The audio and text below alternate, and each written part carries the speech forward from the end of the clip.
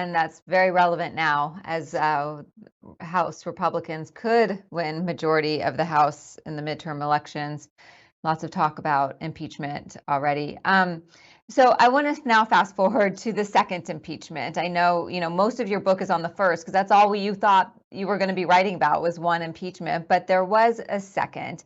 And, just big picture, can you talk about the shift from the night of January 6th to a couple weeks later, the political shift, especially in the Republican Party, on the issue of impeachment? Rachel?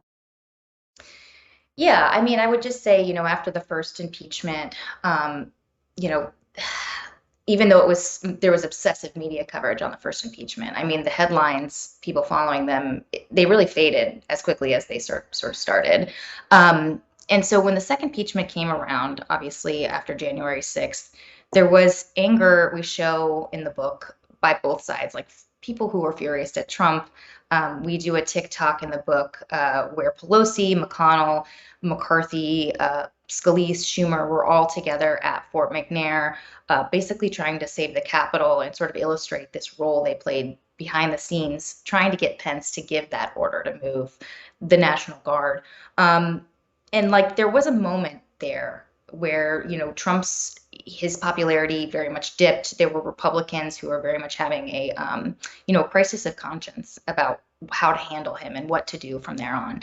And for Democrats, there was an effort that very night by the same members who sort of were spinning up a mutiny in the first impeachment, Jamie Raskin, his friends like David Cicilline and Ted Lieu, they actually put it to Pelosi that night to see if she would allow a vote that evening to impeach Trump again. She said no, focus your attention elsewhere. And so, they moved on.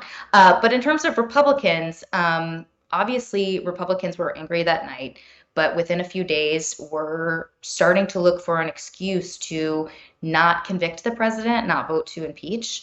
And this all had to do with, political opportunism. It's this guy, they've always sort of been afraid of him. If you've covered Republicans on the Hill, they say a lot of terrible things privately about Trump, but then when it comes to actually saying something publicly, they don't do it, right? We have reporting in the book about how McConnell was really struggling with this decision. He thought Trump committed impeachable offenses, but he had members out there saying that if you're going to vote to convict, you can't be leader anymore. So he would probably have had to retire if he did something like that. And then there was this argument by Republicans that you can't impeach a former president or you can't have a trial to try a president who had been impeached once they left office. And McConnell originally thought that idea was baloney. And we show in the book that he fought with his counsel about it, debated the idea. But ultimately, that's what he uses to justify his acquittal vote, an argument that he himself was very skeptical of. But again, I mean, it just shows, Republicans, there was a moment perhaps.